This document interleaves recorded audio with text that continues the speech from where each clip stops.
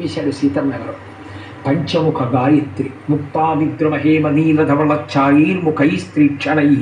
నేను మీతో ఇంతకుముందు మనవి చేశా, గాయత్రి త్రిజటా స్వప్నాల్లో వచ్చినటువంటి వాహనాల్ని అక్షర రూపంలోకి మారిస్తే గాయత్రి మహామంత్రం వస్తుందని. గాయత్రి స్వరూపం, పరదేవతా స్వరూపం, అందుకే అన్నీ సీతమ్మ తల్లి. కాబట్టి ఎవడు రా ఇదు తలల పాముతో చెలగాటమాడినవాడు అని వెంటనే అక్కడ ఉన్న దర్భాసనంలోంచి ఒక దర్భ తీసి దాని మీద బ్రహ్మాస్త్రాన్ని అభిమంత్రించి కాకి మీద విడిచిపెట్టాడు. కాకి మీద బెడ్డ విసిరావా అని హాస్యమాడిన రాముడు కాకి మీదకి బ్రహ్మాస్త్రం వేశాడు. అప్పటి నుంచే పిచుకు మీద బ్రహ్మాస్త్రం, కాకి మీద బ్రహ్మాస్త్రం అని సామెత వచ్చింది. ఇప్పుడు కాకి 3 లోకములు తిరిగి అది ఇంద్రలోకానికి వెళ్ళి ఇంద్రుడి దగ్గరికి వెళ్ళి ఇంద్రుణ్ణి రక్షించమని అడిగింది. ఆ కాకి ఎవరో కాదు, ఇంద్రుడి కొడుకు. అప్పటికి 13 సంవత్సరాలు పూర్తయిపోయింది అరణ్యవాసం. ఇది సుందరకాండలో లేదు, నేను వ్యాఖ్యానంలోంచి కలుపుతున్నాను. 13 ఏళ్ళు పూర్తయింది. రాముడు రావణ సంహారానికి ఏమీ ప్రయత్నం చేయలేదు.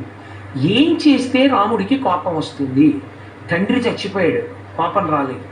తల్లి విధవ అయింది, కోపం రాలేదు.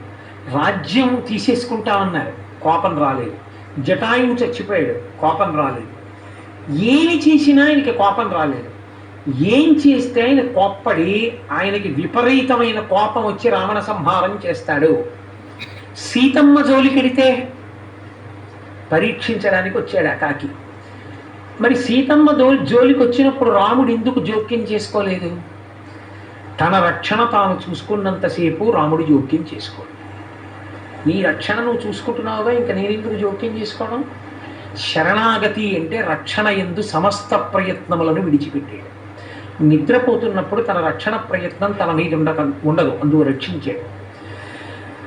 మళ్ళీ కూర్చుని ఉండగా రాముడి తల తన ఒడిలో ఉందని ఆవిడ కదలకుండా రాముడు రక్షించాలి లేచి అని ఆవిడ తనని తాను రక్షించుకోవడం మానేసి ఏడ్పు బిగపట్టి అలాగే బాధ ఓర్చింది. అందుకని ఇప్పుడు జోక్యం చేసుకున్నాడు. అంటే తన రక్షణ తాను చూసుకోకుండా రాముడి మీద ఉంచినప్పుడు రాముడు జోక్యం చేసుకుంటాడనడానికి కాకాసుర వృత్తాంతమే ఉదాహరణ. అప్పుడు వెంటనే బ్రహ్మాస్త్రం వేశాడు దర్భ మీద అభిమంత్రించి. ఆ బ్రహ్మాస్త్రం వెంట తరిగితే కాకి 3 లోకములు తిరిగి తండ్రి ఇంద్రుడి దగ్గరికి వెళ్ళింది. పరీక్షించడానికి వెళ్ళారు. సీతమ్మ జోలికి వెళితే రాముడికి క్రోధం వచ్చింది. తండ్రి రక్షించండి, రాముడు వస్త్రం విడిచిపెడితే నేను కూడా రక్షించలేనన్నాడు. ఆ కాకి తిరిగి 3 లోకములు తిరిగి వచ్చి రాముడున్న చోటుకు వచ్చి పడిపోయింది. రామచంద్రమూర్తి దగ్గరికి వెళ్ళి పడిపోయినా సరే ఆయన శరణాగతి కింద తీసుకుంటాడు. అందుకని ఆయన అన్నాడు, నువ్వు నా దగ్గరికి వచ్చి పడిపోయావు కాబట్టి నిన్ను నేను రక్షించాలి. కానీ విడిచిపెట్టింది బ్రహ్మాస్త్రం. దానికి ఏదైనా ముఖ్యమైన దాన్ని ఇవ్వాలి, ప్రాణమన్నా ఇవ్వాలి, ప్రాణతుల్యమైన దాన్నన్నా ఇవ్వాలి. కాబట్టి ప్రాణం ఇస్తావా, ప్రాణంతో సమానమైన ఇంకొకటి ఇస్తావా అన్నాడు. సర్వేంద్రియాణం నయనం ప్రధానం. జ్ఞానేంద్రియములలో గొప్పది కన్ను కాబట్టి రామా ఒక కన్ను ఇచ్చేస్తానండి కాకి. దత్వాస దక్షిణం నేత్రం ప్రాణేభ్య పరిరక్షిత.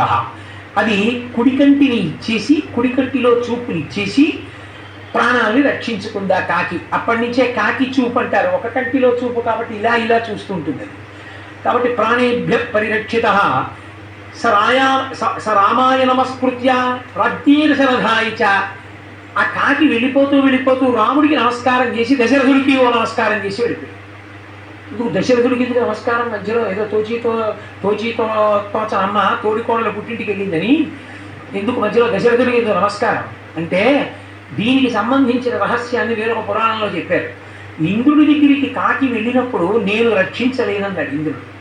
కానీ ఇంద్రుడితో జూదం ఆడుతున్నాడు, అప్పుడు పాచికలు ఆడుతున్నాడు దశరథ మహారాజు గారు స్వర్గలోకంలో. దశరథుడు అన్నాడు, నా కొడుకుకు ఒక నియమం ఉంది, ఎంత తప్పు చేసిన వాడైనా నా కొడుకు దగ్గర పడిపోతే రక్షిస్తాడు, వెళ్ళి నా కొడుకు దగ్గరే పడిపో అన్నాడు. అంటే వచ్చి పడిపోయింది ఆ కాకి. దశరథుడు ఆలోచన చెప్పాడు కాబట్టి రామాయ నమస్కృత్య అగ్ని దశరథాయచ, దశరథుడికి కూడా నమస్కారం చేసి ఆ కాకి వెళ్ళిపోయింది. నాయన ఈ వృత్తాంతాన్ని గుర్తుగా చెప్పు. ఎందుకు ఈ గుర్తుగా చెప్పడం? నా తపశ్శక్తి చేత ఇవాళ నేను తలుచుకుంటే నా పాతివ్రత్య శక్తి చేత రావణాసురుడిని కాల్చగలను. కానీ పతివ్రత అంటే భర్త చేత రక్షింపబడాలి కనుక నేను రావణాసుర సంహారం చెయ్యడం లేదు, రాముడే చెయ్యాలి. నా భర్తయే వచ్చి రావణ సంహారం చేసి నన్ను తీసుకెళ్ళాలి. ఇప్పుడు కూడా నేను రాముడికి శరణాగతి చేసి ఉన్నాను, రాముడే రక్షించాలన్న పూనికతో ఉన్నాను, కాబట్టి రాముడు రావాలి.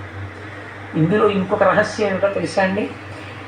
ఎంత పాపం చేస్తే చచ్చిపోవడానికి కావలసినంత అన్నం మూట కట్టుకుంటాడో అంత పాపాన్ని రావణాసురుడు చేయడం పూర్తయిపోయింది. ఎలా చేశాడు? మహాపతివ్రత దగ్గరికి వెళ్ళి అనరాని మాటలు 10 నెలల పాటు అన్నాడు. ఒక్క మాట మనిషిని చంపేస్తుంది. జిహ్వాగ్రే వర్తతే లక్ష్మి, జిహ్వాగ్రే మిత్రబాంధవా, జిహ్వాగ్రే బంధనం ప్రాప్తి, జిహ్వాగ్రే మరణం ధ్రువం. ఇన్ని నెలలు అనరాని మాటలు నన్ను ఉద్దేశించి అన్నాడే, ఆ పాపం చేత రావణుడు మరణించడానికి సిద్ధంగా ఉన్నాడు. కాబట్టి రాముడు బయలుదేరి రావచ్చు సంకేతించింది ఆవిడ. శరణాగతి యొక్క వైభవాన్ని కాకాసుర వృత్తాంతం చేత అభిజ్ఞానంగా చెప్పింది. ఇది విని స్వామి అన్నారు, అమ్మ చాలా సంతోషం తల్లి, కానీ ఇంకేమైనా అభిజ్ఞానం ఇస్తావా అమ్మా? త్రాతుమర్హసి వీరత్వం పాతాళాదివ కౌశికీం తతో వస్త్రగతం ముత్వా దివ్యం చూడామణిం శుభం. సుందరకాండ చెప్పేటప్పుడు నాకు ఇది ఒక అలవాటు. నైనే సీతమ్మ అనేసుకుని నా కొంటి కొంగులో మూట కట్టుకున్నట్టు ఇలా ఇలా చూపించుకుంటూ ఉంటాను. త్రాతుమర్హసి వీరత్వం పాతాళాదివ కౌశికీం తతో వస్త్రగతం ముత్వా దివ్యం చూడామణిం శుభం. నాకు ఆ తల్లి అంటే అంత భక్తి. సీతమ్మ అంటే నాకు ప్రాణం. నాకు ఏం పూజ కూడా అక్కర్లేదు. ఒక్కొక్కసారి నాకు ఉత్తిన ఆ మూర్తుల్లో ఆ సీతమ్మ తల్లి వంక చూస్తూ ఆవిడ పాదాల వంక చూస్తూ అలా కూర్చుంటే ఏమిటో ఎంత ఆనందం కలుగుతుందో చెప్పలేదు. అసలు ఇక సుందరకాండ చెప్పే రోజుల్లో అయితే ఆవిడ వంక అలా చూస్తుంటే ఏమిటో ఎంత ఆనందం. మా అమ్మ ఎంత పతివ్రత, ఎంత గొప్ప తల్లి అని పొంగు నాకు ఆవిడంటే.